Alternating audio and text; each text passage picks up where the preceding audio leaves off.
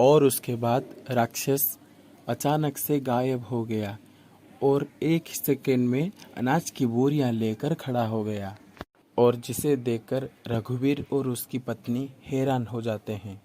दैया रे दैया, अरे जादुई राक्षस, तुम इतनी जल्दी अनाज की बोरियां ले आए? मैं कोई साधारण राक्षस नहीं हूँ, बल्कि मैं एक जादुई राक्षस हूँ।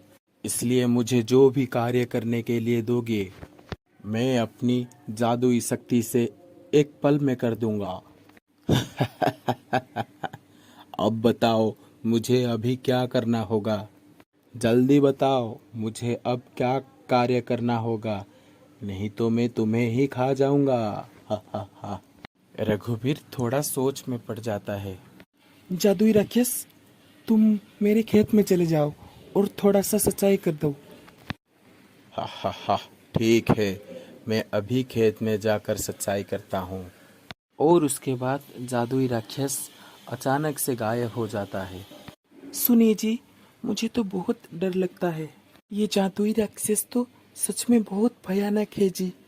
अगर सच में इसने आपको कुछ कर दिया तो?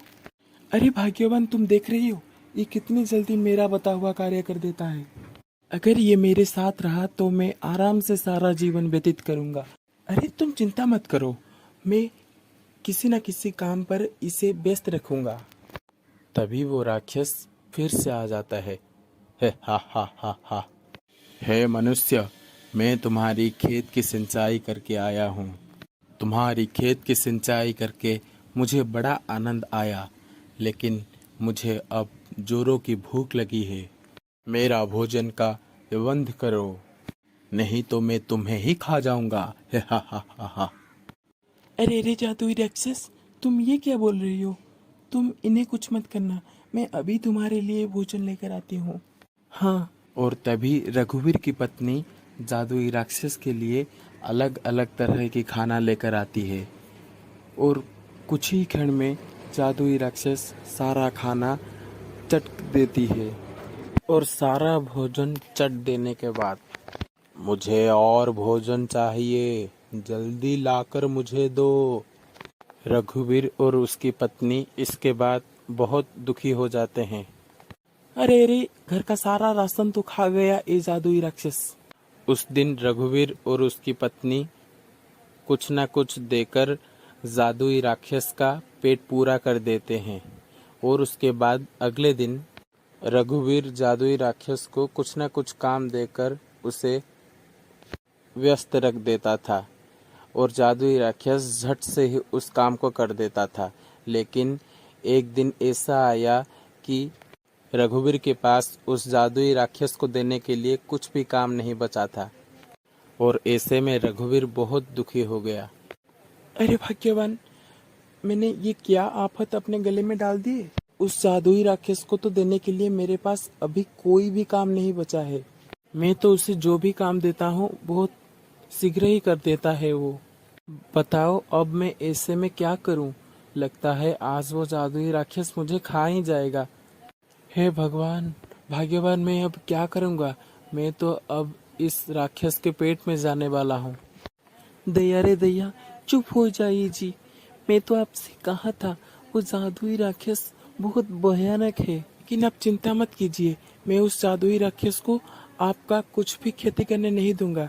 लेकिन आपको मुझसे एक वादा करना होगा। आज के बाद घर के सारे काम आप खुद ही करेंगे। हाँ। अरे हाँ हाँ भाग्यवान, मैं आपसे वादा करता हूँ, आज से घर का सारा काम मैं स्वयं ही करूँगा। हाँ। लेकिन आप मुझे उस राक्षस का भोजन होने से बचा लो भाग्यवान मुझे। अच्छा अच्छा ठीक है, मैं उस जादुई राक्षस को अब कैसा काम देता हूँ आप बस देखते ही रहिए।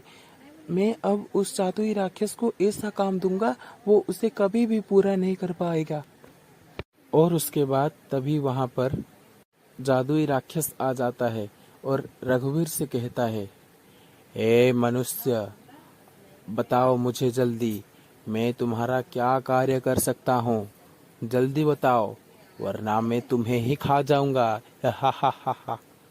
अरे दैया रे दैया, अरे हो जादुई राक्षस, आज मैं तुझे काम देता हूँ।